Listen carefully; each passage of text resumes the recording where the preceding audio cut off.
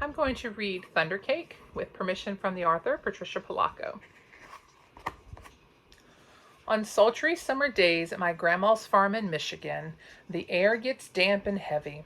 Storm clouds drift low over the fields. Birds fly close to the ground. The clouds glow for an instant with a sharp, crackling light, and then a roaring, low, tumbling sound of thunder makes the windows shudder in their panes. The sound used to scare me when I was little. I loved to go to Grandma's house. Babushka, as I used to call my grandma, had come from Russia years before. But I feared Michigan's summer storms. I feared the sound of thunder more than anything. I always hid under the bed when the storm moved near the farmhouse. This is the story of how my grandma, my babushka, helped me overcome my fear of thunderstorms. Grandma looked at the horizon, drew a deep breath, and said, "This is thunder cake baking weather, all right. Looks like a storm coming to me." "Child, you come out from under that bed. It's only thunder you're hearing," my grandma said.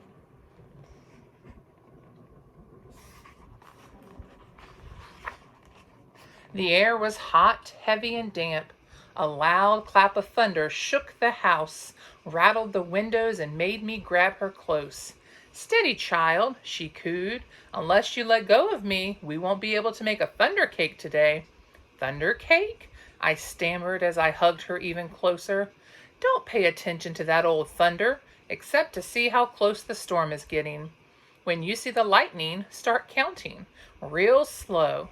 When you hear the thunder, stop counting. That number is how many miles away the storm is. Understand?" she asked. "We need to know how far away the storm is, so we have time to make the cake and get it into the oven before the storm comes, or it won't be real thunder cake." Her eye surveyed the black clouds away off in the distance. Then she strode into the kitchen.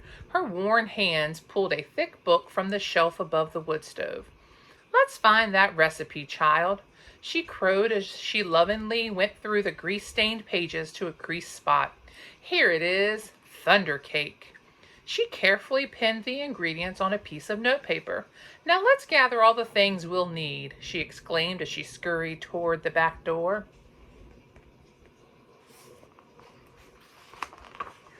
We were by the barn door when a huge bolt of lightning flashed. I started counting like Grandma told me to. 1, 2, 3, 4, 5, 6, 7, 8, 9, 10. Then the thunder roared.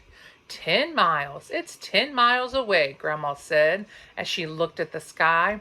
"About an hour away, I'd say. You'll have to hurry, child.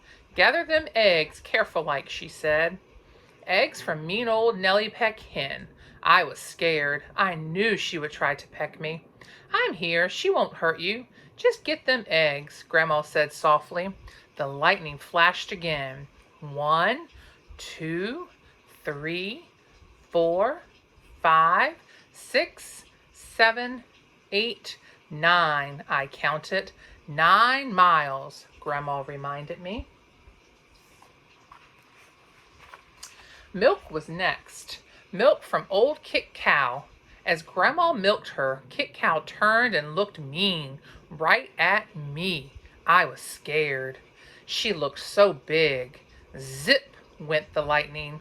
1, 2, 3, 4, 5, 6, 7, 8. I counted. Baroom went the thunder.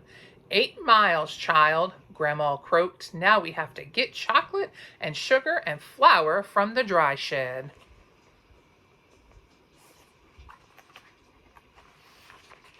I was scared as we walked down the path from the farmhouse through tangleweed woods to the dry shed. Suddenly, the lightning slit the sky. 1, 2, 3, 4, 5, 6, 7, I counted. Boom, ba, boom, crashed the thunder. It scared me a lot, but I kept walking with Grandma. Another jagged edge of lightning flashed as I crept into the dry shed. 1, 2, 3, 4, 5, 6, I counted. Crackle, crackle, boom, kaboom, the thunder bellowed. It was dark and I was scared. I'm here, child, Grandma said softly from the doorway. Hurry now, we haven't got much time. We've got everything but the secret ingredient.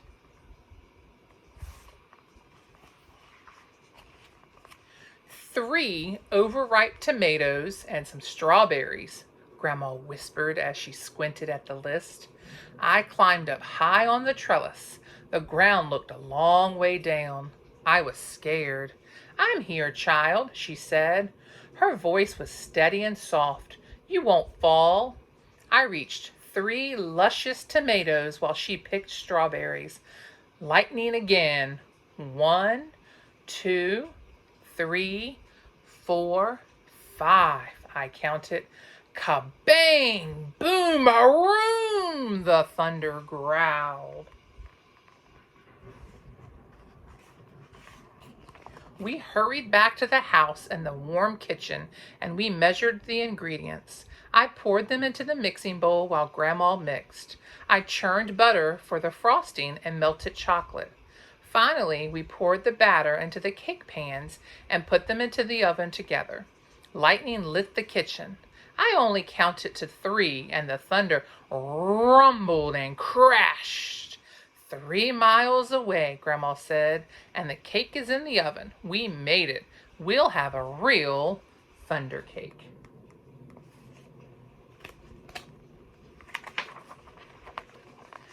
As we waited for the cake, Grandma looked out the window for a long time. Why, you aren't afraid of thunder.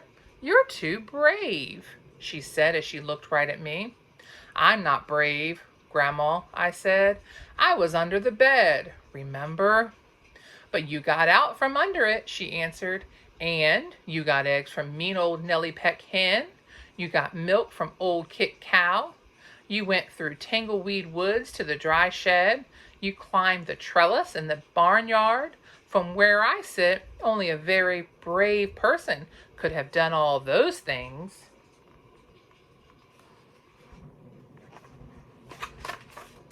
I thought and thought as the storm rumbled closer.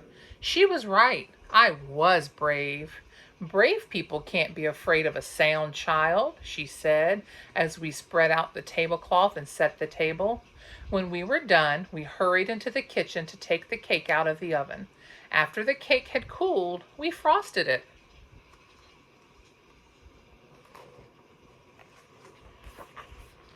Just then the lightning flashed, and this time it lit the whole sky. Even before the last flash had faded, the thunder rolled, boomed, crashed, and ba-broomed just above us. The storm was here. Perfect, Grandma cooed, just perfect. She beamed as she added the last strawberry to the glistening chocolate frosting on top of our thunder cake. As rain poured down on our roof, Grandma cut a wedge for each of us. She poured us steaming cups of tea from the samovar when the thunder roared above us so hard it shook the windows and rattled the dishes in the cupboards. We just smiled and ate our thunder cake. From that time on, I never feared the voice of thunder again. Thanks for listening.